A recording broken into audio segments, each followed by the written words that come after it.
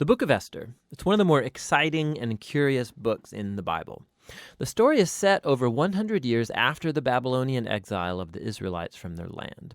And while some Jews did return to Jerusalem, remember Ezra and Nehemiah, many did not. And so the Book of Esther is about a Jewish community living in Susa, the capital city of the ancient Persian Empire. And the main characters in this story are two Jews, Mordecai and then his niece Esther. And then there's the king of Persia, who's something of a drunken pushover in this story. And then there's the Persian official Haman, the cunning villain. Now, this is a curious book in the Bible, mainly for the fact that God is never even mentioned, not once, which might strike you as kind of odd. I mean, isn't the Bible about God? But this is a brilliant technique by the author, who's anonymous, by the way.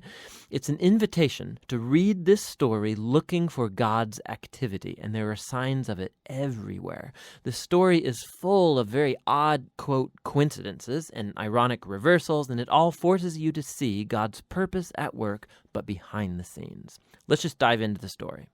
The book opens with the king of Persia throwing two elaborate banquet feasts that last a total of 187 days, and it's all for the grandiose purpose of displaying his greatness and splendor.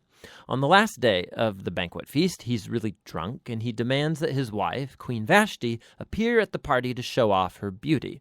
She refuses, and so in a drunken rage, the king deposes Vashti and makes the silly decree that all Persian men should now be the masters of their own homes. Then he holds a beauty pageant because he wants to find a new queen. This is like a really bad soap opera. But it's right here that we're introduced to Esther and Mordecai. Esther hides her Jewish identity and enters the beauty pageant and wins. And the king is so obsessed with Esther that he elevates her to become the new queen of Persia. Now, after this, and even more serendipitous, is the fact that Mordecai just happens to overhear two royal guards plotting to murder the king. And so he informs Esther, who in turn informs the king, and Mordecai gets credit for saving the king's life. Now, right here from the beginning, God's not mentioned anywhere, but this all seems providentially ordered. What is it that God's up to? You have to keep reading. We're next introduced to Haman, who's not actually a Persian. He's called an Agagite. He's a descendant of the ancient Canaanites. Remember 1 Samuel chapter 15.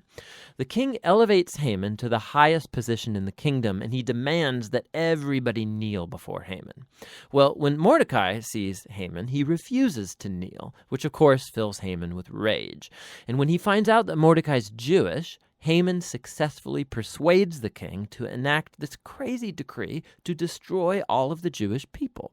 And to decide the date of the Jews' annihilation, Haman rolls the dice. A die is called pur in Hebrew. Tuck that away for later. 11 months later, on the 13th of Adar, all the Jews will die.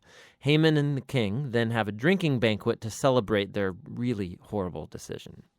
So the focus now turns to Mordecai and Esther, who are the only hope for the Jewish people. They make a plan that Esther's going to reveal her Jewish identity to the king and ask him to reverse the decree. But approaching the king without a royal request is, according to Persian law, an act worthy of death. So in a key statement, Mordecai, he's confident that even if Esther remains silent, that deliverance for the Jews will arrive from another place. And then Mordecai wonders aloud. He says, who knows? Maybe you've become queen for this very moment. Esther responds with bravery, and she purposes to go to the king with her amazing words, if I perish, I perish. Now, in what unfolds, we watch the ironic reversal of all of Haman's evil plans. So Esther hosts the king and Haman at a first banquet, and she says that she wants to make a special request of both of them at an exclusive banquet the following day. So Haman leaves the banquet totally drunk, and he sees Mordecai in the street. He fumes with anger, and he orders that a tall stake be built so that Mordecai can be impaled upon it in the morning. It seems like things can't get any worse for the Jews and for Mordecai. But all of a sudden, the story pivots. It just so happens that night the king, he can't sleep, and he has the royal chronicles read to him for good bedtime reading, and he just happens to hear about how Mordecai had saved the king's life. He had totally forgotten.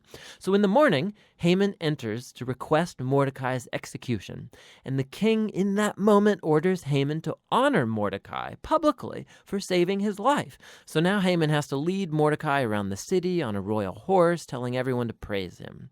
Now this moment in the story, it's a pivot for the whole book. It begins Haman's downfall and Mordecai's rise to power. Watch how this works.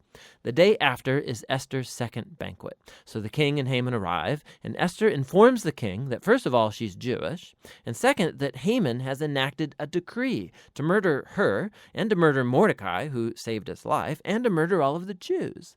Now the king's had a lot to drink, so when he hears this news, he goes into yet one more drunken rage, and he orders that Haman be impaled on the very stake he made for Mordecai. It's ironic and a grisly way for Haman to go. Haman's execution, however, doesn't solve the problem of the decree to kill all of the Jews. So the focus now turns to Esther and Mordecai as they make a plan to reverse the decree. They discover that the king can't revoke a decree that he's already made.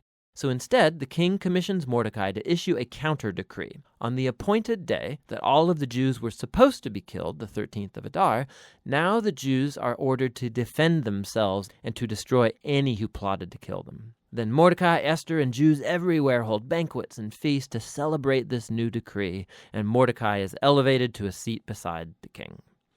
Eventually, the decreed day comes, and the Jews triumph over their enemies. First, they destroy Haman's family, and then any other Persian officials who had joined in Haman's plot. And then on a second day, they get permission to destroy any who plotted against them throughout the entire kingdom. This results in joy and celebration as the Jews are rescued from annihilation. The story then tells about how Esther and Mordecai established by decree this annual 2-day feast of Purim to commemorate their deliverance from destruction. And the name of the feast comes from Haman's dice. Remember, Purim. The book concludes with a short epilogue as Mordecai is elevated to second in command in the kingdom, and we are told now of his royal greatness and splendor as the Jews thrive in exile. Now, step back. Notice how this whole story has been designed.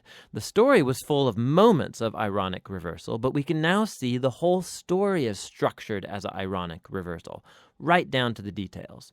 So the king's splendor and feasts and decrees are mirrored by Mordecai's splendor and feasts and decrees at the end. Esther and Mordecai, they first saved the king, but now in the end they save all of the Jews. Then you have Haman's elevation and edicts and banquet that gets reversed by Mordecai's elevation and edict and banquet. And then at the center you have Esther and Mordecai's planning scenes, and then Esther's 2 banquets that act as a frame around the greatest moment of reversal in the whole story: Haman's humiliation and Mordecai's exaltation. Beautiful. Another fascinating feature of this book is the moral ambiguity of the characters. There's a lot of drinking and anger and sex and murder, of which Mordecai and Esther are a part. Not to mention their violation of many commands in the Torah, like marrying Gentiles or eating impure foods. And so the story's not putting Mordecai and Esther forward as moral examples, as if it endorses all of their behavior. But they are put forward as models of trust and hope when things get really bad. And so the book of Esther comes back to that question with which we began: why God is not mentioned. The message of this book seems to be that when God seems absent, when his people are in exile, when they're unfaithful to the Torah, does this mean that God is done with Israel? Has God abandoned his promises? And the book of Esther says no. It invites us to see that God can and does work in the real mess and moral ambiguity of human history, and he uses the faithfulness of even morally compromised people to accomplish his purposes. And so the book of Esther asks us to be willing to trust God's providence even when we can't see it working, and to hope that no matter how bad things get, God is committed to redeeming his world. And that's what the book of Esther is all about.